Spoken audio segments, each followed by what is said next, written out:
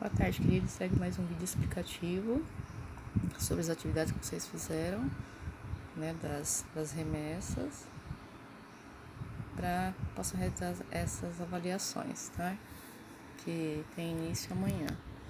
Eu espero que eu possa ajudá-los com os conteúdos que vocês já viram. Então, do poema Protesto, né, a principal função é quando eles querem colocar em pauta objetivo é contra falhas, tá? Que eles querem divulgar, eles querem falar alguma coisa que está acontecendo e querem protestar, falar aquilo que eles não concordam, né? Fala de erros, então eles querem como se fosse uma denúncia, um protesto.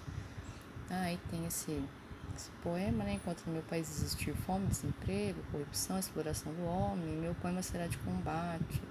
Cada verso guerrilheiro empunhará na consciência do meu povo, enfim. Então, aqui eles querem denunciar, né, o que está acontecendo, estão protestando. Então, isso é uma poesia protesta, é uma forma de denunciar, de falar aquilo que a pessoa não concorda, né, com certas coisas que estão acontecendo, tá? A carta aberta transmite informações de interesse coletivo, tá? Chama também de epistolar essa carta. E o objetivo é instruir, informar ou reivindicar. Tá, vamos fazer uma carta aberta para reivindicar que a conta de energia ela possa baixar, tá? Então vocês vão, a gente costuma colocar como se fosse um gênero textual carta aberta, manifestar interesse de vocês, um interesse coletivo. Então a gente chama de carta aberta. Aqui tem um exemplo de carta aberta, tá pedindo alguma coisa, pessoal da Caixa. Então aqui é um exemplo daquilo que a pessoa quer. Ela está protestando e está pedindo para resolver o problema.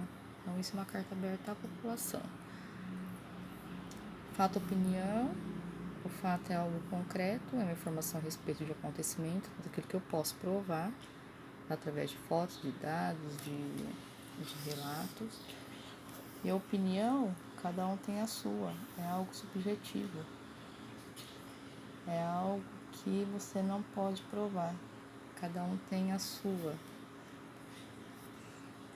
Então, o fato eu posso provar através de um gráfico, através de foto, através de pegando depoimento de pessoas. Agora, enfim, é aquilo que aconteceu. Agora, opinião é o modo de pensar de cada um. É algo subjetivo, é relativo, é algo que alguém pensa que ocorreu. Quando eu vou interpretar esses fatos. Então, cada um tem a sua e eu não posso provar. Tá? Fato, opinião. O fato é realidade, que eu posso questionar, e opinião eu não posso questionar. Tá? A gente discute as ideias, cada um pensa alguma coisa. E a tese, no artigo de opinião, a tese é a opinião do autor, é aquilo que ele pensa. Tá? Então, o fato eu provo e a tese eu não provo. Seria uma opinião. A reportagem é algo mais assim detalhado, mais sucinto. É formada de vários textos, tem depoimentos, pode ter relatório, pode ter questionamento, tem argumentos. Ela demora mais para ser, né, redigida, passada. Não é igual a notícia é curtinha, aconteceu um fato, o pessoal vai narrar. Agora a reportagem não. Tá? É colhida por um repórter, ele vai escrever, ele vai ter um tempo para pensar. Ela tem bem mais coisas do que a notícia. Então essa é a diferença de notícia e reportagem. A crônica é um texto que narra fatos do dia a dia, qualquer fato. Aconteceu um domingo, aconteceu numa segunda, a pessoa quer narrar. Tá? Então, isso é uma crônica, é um fato que aconteceu, tá? No dia a dia. Pode ser publicado no jornal, revista, não importa. Tá? Pode aparecer no jornal, revista, com fatos diários, né, do acontecimento. O escritor também pode escrever. Pode ser que seja verdade ou não, mas a maioria não é mais fictícia, tá? É algo criado por ele. A narrativa é uma história, um relato, uma situação também ocorrida, na verdade, é algo inventado. tá? É um conto, é um caso. Tem sempre um narrador, e esse narrador ele pode estar em primeira pessoa, aquele que participa, conta e participa. O narrador em terceira pessoa é aquele que só conta, só vai participar. Tá? Que não participa, na verdade. Ele só vai observar, tá? A terceira pessoa.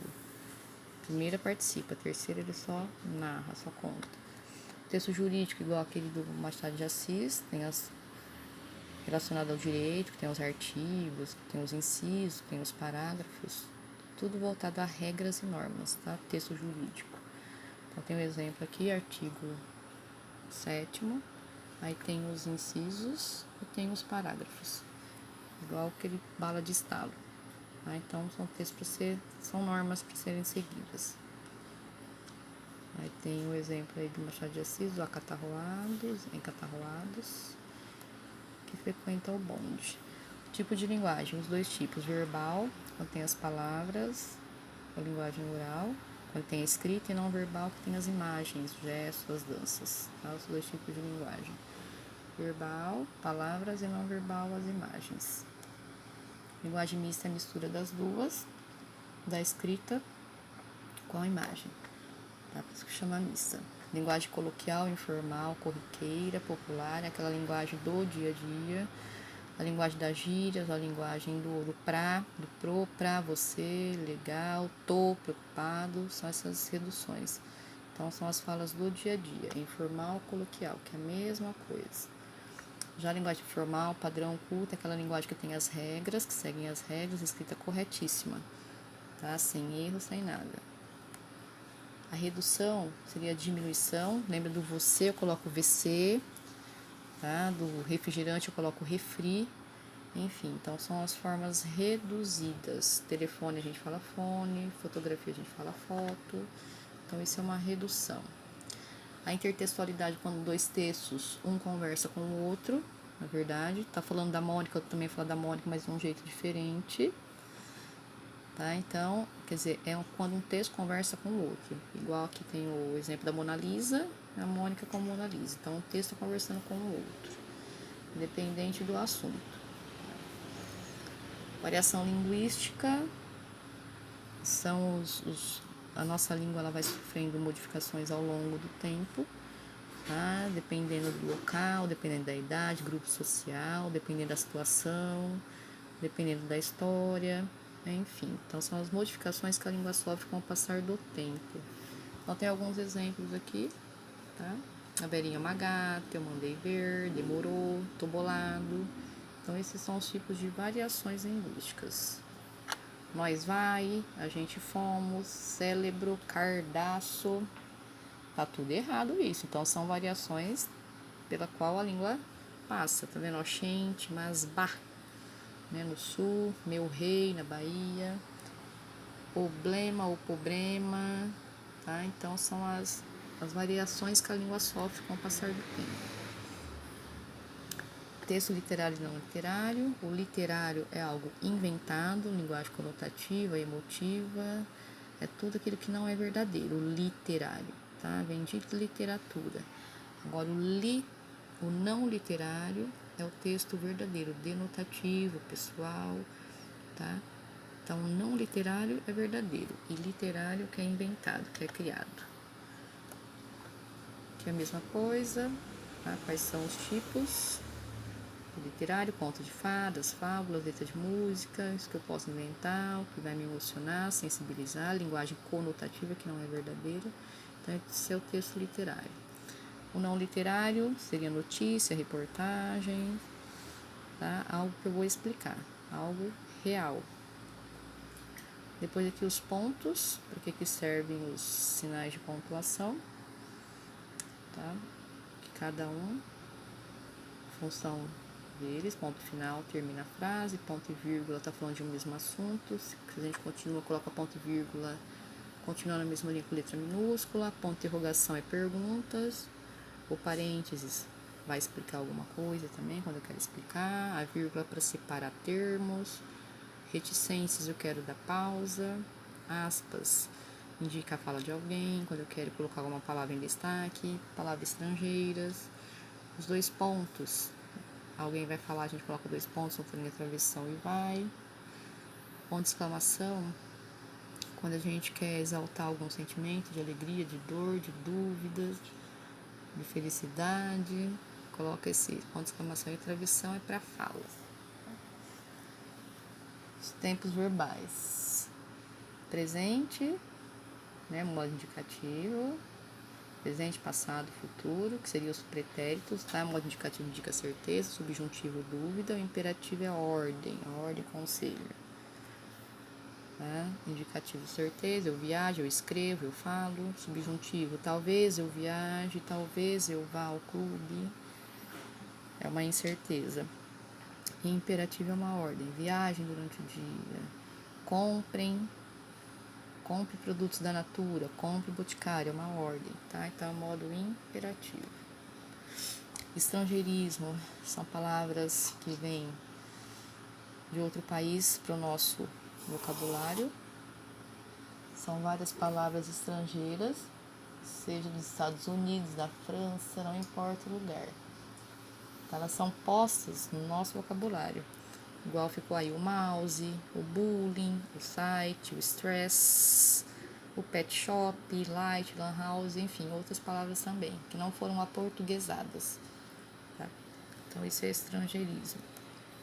Conjunção. São palavras que acabam ligando uma oração a outra. Tem vários tipos de conjunções. Tá? Então, são pequenas palavras que ligam uma oração a outra. Alguns exemplos aqui. Tem o mas, o sim, o porém, antes, todavia, entretanto. Liga sempre uma oração a outra, tá? Tentou durante horas, nada conseguiu. Então, porém, está ligando uma oração a outra. Então, para isso que servem as conjunções. Tem o que, o porquê, o pois, para isso que elas servem. As subordinativas também. Tem o ser, o como, conforme, embora, o que, tá? Liga sempre uma com a outra, essa é a função delas. O tema é o assunto do que vai se tratar, é o mais importante. Público-alvo é para quem serve, para quem que o autor está escrevendo determinada matéria, determinada notícia, se é para jovem, para adultos, professores, pesquisadores, depende. Então, esse é o público-alvo. Espero ter contribuído. Qualquer coisa estou aqui, tá? Precisar é só chamar.